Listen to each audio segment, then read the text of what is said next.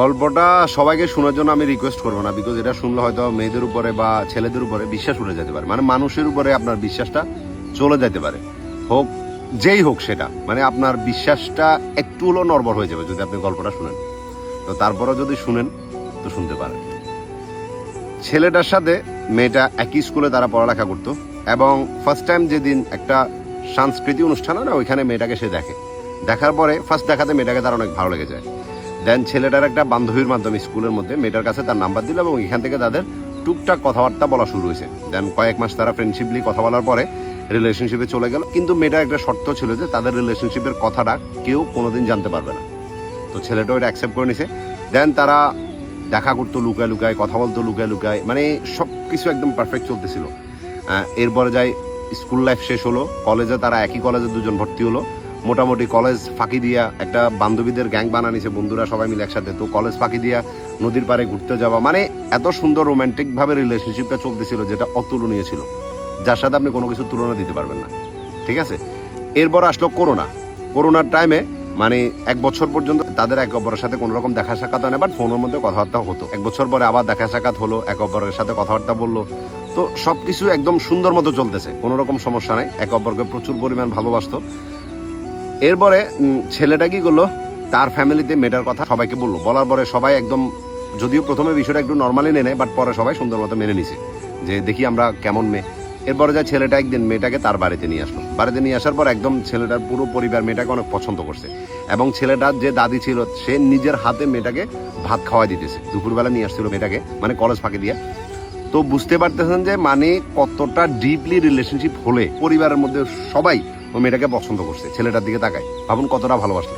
ঠিক আছে, এরপরে যাই, মানে দিনকাল যাচ্ছে, তাদের পড়ালেখা সুন্দর মতো চলতেছিল। তো ছেলেটা বলতেছে যে যত মানে ওর সাথে সম্পর্কটা আমার ডিপ হইতেছে, যত আমরা একে অপরের কাছে আসতেছি, তত একটা ভয় মনের ভিতর বাড়তেছে যে যদি কখনো ওরা আমি হারাই ফেলি।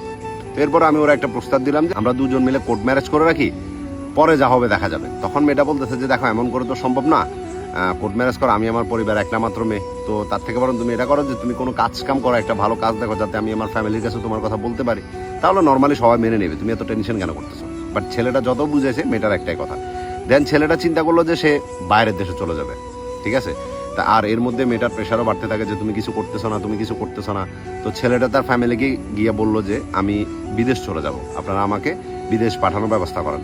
তখন ছেলের ফ্যামিলির সবার একটা ইচ্ছে ছিল যে ছেলেটাকে ইউরোপে পাঠাবে, কিন্তু ওটার জন্য একটা লং প্রসেস, বুঝতে পারতেছেন। কিন্তু ছেলেটা বলতেছে যে আমার এত টাইম নেই। তো পরে মালয়েশিয়াতে তার জন্য স্টুডেন্ট ভিসা দেখলো, এবং সে ওইখানে মালয়েশিয়াতে চলে যাওয়ার জন্য সম্পূর্ণ প্রসেসিং রেডি করতেছে। এইচএসসিতে ভালো রেজাল্ট করার পরেও ছেলেটার পড়ালেখা করে নাই, শুধু তাকে পাওয়ার জন্য সে মালয়েশিয়াতে চলে গেছে।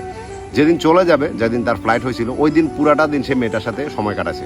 এবং বুঝতে পারতেছেন, সে বলতেছে যে আমার পুরো পরিবারকে ছেড়ে যেতে আমার অত কষ্ট হয় না, যতটা কষ্ট আমার ওরা ছেড়ে যেতে হয়েছে, এতটা ভালোবাসি। যতবারই ওর সাথে ও ব্যাপারে কথা বলে যে আমি চলে যাচ্ছি, আমার চোখ থেকে অঝরে পানি পড়তেছে, এবং ও কান্না করতেছে।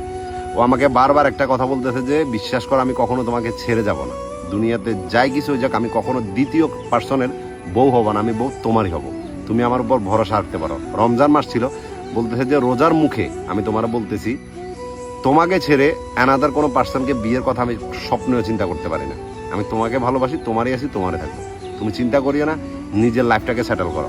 দেন ছেলেটা বিদেশ গেল। বিদেশ যাওয়ার পরে মোটামুটি 3 মাস পর্যন্ত ছেলেটা যেহেতু স্টুডেন্ট ভিসা গেছে, সাথে সাথে তো আর কাজ পায় না, বেকার ছিল, তারপরেও মোটামুটি চলতেছিল। তো 3 মাস পরে যখন ছেলেটা কাজ কাম পাইছে, তখন মেয়েটা বলতেছে যে আমার পারিবারিকভাবে একটু সমস্যা চলতেছে, যেহেতু আমি তোমাকে বিয়ে করব, তুমি আমার হাজব্যান্ড হবা, তো তুমি যদি এখন থেকে আমার যে একটা খরচ আছে ওটা বহন করো, আমি অনেক খুশি হব। এটা শোনার পরে ছেলেটা তো অবশ্যই, কেন নয়, খুশি হয়ে গেছে। এবং ওই দিন থেকে মেয়েটা সম্পূর্ণ দায়িত্ব ছেলেটা নিয়ে নিছে, তার পকেট খরচ বলেন, তার যে যা চাইতেছে সব কিছু ছেলেটা এনে দিচ্ছে। মেয়েটার একটা স্বপ্ন ছিল যে সে ডিপেন্ডেন্ট একজন ওমেন হবে, মানে একদম নিজে কাজকর্ম করবে এরকম। তো ছেলেটা বললো যে তুমি ফ্রিল্যান্সিং শিখতে পারো, যেটা ভালো হবে। তো ফ্রিল্যান্সিং শেখার জন্য একটা কম্পিউটার তো অবশ্যই দরকার, মানে ল্যাপটপ, 80,000 টাকা দাম দিয়ে একটা ল্যাপটপ মেয়েটাকে ছেলেটা কিনে দিছে। এরপরে যে যাবতীয় যে খরচপাতি, যে কোর্স, সম্পূর্ণ সবকিছু মেয়েটাকে করে দিছে। সবকিছু ঠিক চলতেছিল, এবং বারবার ছেলেটা শুধু একটা কথা বলতো যে এখন তো সবকিছু ঠিক আছে, এখন তুমি তোমার ফ্যামিলিতে আমার কথা বলতে পারো। মেয়েটা বলতো যে না, এখন না, টাইম হোক, আমি বলবো, তুমি টেনশন করিও না। ঠিক আছে, এরপরে যাই, একদিন হঠাৎ করে মেয়েটাকে একটা ছেলে দেখতে আসে। যদিও দেখতে আসছে, ওখানে সবকিছু পছন্দ হয় না, এরপরে মানা করে দিছে। বাট তখন থেকে ছেলেটার ভয়টা আরো বেড়ে গেছে যে তুমি এখন তো বলে দাও, কখন আর বলবা? তখন মেয়েটা বলতেছে যে আরে এখন তো দেখতে আসছো, ওর সাথে কি আমার বিয়ে হইতেছে, তুমি চিন্তা কেন করতেছো? আমি বলবো আমার সময় সুযোগ করে, তুমি চিন্তা করিও না। এভাবে কয়েকদিন যাইতে যাইতে যখন পাত্র দেখা একটা যাচ্ছে একটা আসতেছে, একটা যাচ্ছে একটা আসতেছে, এরকম হইতেছিল। একদিন হঠাৎ করে একটা পরিবার আসে যেখানে ছেলের মায়ের মেয়েটাকে অনেক পছন্দ হয়ে যায়, এবং তারা 1 সপ্তাহ পরে ছেলে নিয়ে আবার আসবে মেয়েটাকে দেখার জন্য। এবং এইটা যখন ছেলেটা শুনছে, তার মাথার উপরে আসমান ভেঙে পড়ছে। সে বুঝতে পারতেছে না যে কি করবে। তখন মেয়েটাকে বলতেছে যে অ্যাটলিস্ট তুমি এখন তো তোমার পরিবারকে বলো, তুমি টেনশন কেন করতেছো? আমার তো সবকিছু ঠিক আছে, সবকিছু মেনে নিবে। আজকে 6 বছর তোমার সাথে আমার রিলেশনশিপ, আর কি চাও? তোমার জন্য কি করতাম? আর তখন মেয়েটা বলতেছে যে তুমি চিন্তা করিও না, যদি ওরকম কিছু হয়ে যায় তো আমি তোমার ফ্যামিলিতে চলে যাব, ঠিক আছে, তুমি টেনশন করিও না। তখন ছেলেটা তার বাবার সাথে কথা বললো সম্পূর্ণ বিষয়টা নিয়ে। ছেলেটার ফ্যামিলির যদিও সবাই রাজি, কিন্তু ছেলেটার যে বড় ভাই ছিল সে রাজি না, বিকজ বড় ভাইয়ের এখনো বিয়ে হয়নি। তারপরেও বড় ভাইকে যখন কান্নাকাটি করছে, বড় ভাইও রাজি হয়ে গেছে। বড় ভাই ফার্স্টে বলছিল যে এভাবে কেন বিয়ে করা, আমরা সবাই মেয়েটার ফ্যামিলিতে যাবো, ওখানে প্রস্তাব দিব, সুন্দর করে নিয়ে আসবো, তুই এত টেনশন কেন করতেছিস? তারপরে যখন ছোট ভাই কান্নাকাটি করতেছে, বড় ভাই বলতেছে আচ্ছা ঠিক আছে, যদি মেয়ে চলে আসে আমরা সুন্দর মতো মেনে নেবো, তুই চিন্তা করিস না। এতটুকু পর্যন্ত সম্পর্কটা অনেক সুন্দর চলতেছে। এরপরে যায় মেয়েটা একটার পর একটা গেম ছেলেটার সাথে খেলে যাচ্ছে, ঠিক আছে। একদিন মানে একদম পাকাপোক্তভাবে দেখতে আসবে ছেলে পক্ষ, এবং ওইখানে যদি দেখে পছন্দ হয়ে যায় তাহলে বিয়ে ফাইনাল।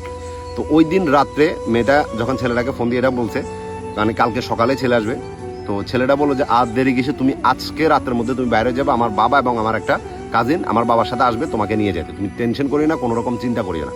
তখন মেয়েটা বলতেছে যে আচ্ছা দেখি না রাতটা কি হয়, আমি কিছু করি, সকালবেলা যাবো, ঠিক আছে, সকালবেলার দিকে বেরোবো। দেন এই পুরাটা রাত ছেলেটা আর কোনো রকম ঘুমায় নেই, ঠিক আছে, শুধু মানে টেনশনে তার দিন যাচ্ছে। বুঝতে পারতেছেন, দূর প্রবাসে 1 লাখটা মানুষ পড়ে আছে শুধু তার ভালোবাসার মানুষটাকে সারা জীবন যাতে তার করে নিতে পারে টেনশনে। দেন এরপরে সকাল হলো, সকাল হওয়ার পরে যখন মেয়েটাকে বললো যে এখন তো বেড়ে যেতে পারে, আমার বাবা এবং আমার একটা বোন আসতেছে, তোমাকে নিয়ে যাবে, তুমি আর কোনো কথা বলি না, বের হয়ে যাও। তখন এবার মেয়েটা বলতেছে যে আমি এখন বেরোতে পারবো না, ঠিক আছে, আমি আমার ভাইকে তোমার কথা বলে দিছি, আমি আমার ভাইকে তোমার কথা বলছি। আর আমার ভাই বলতেছে যে যে তোমার সাথে আমার কোনো সম্পর্ক রাখার দরকার নাই, তোমাকে যাতে আমি ব্লক করে দিই, তোমার সাথে যাতে আমি কথা না বলি। মানে এটা শোনার পরে তার মুখ থেকে কোনো রকম শব্দ বাইরে ছিল না। তারপরে সে বললো যে তো তুমি কি চাও? তখন মেয়েটা বললো যে ঠিক আছে আমি ওইটাই করবো, মানে ছেলেটাকে ব্লক করে দিবে, তার সাথে সম্পর্ক রাখবে না। বুঝতে পারতেছেন?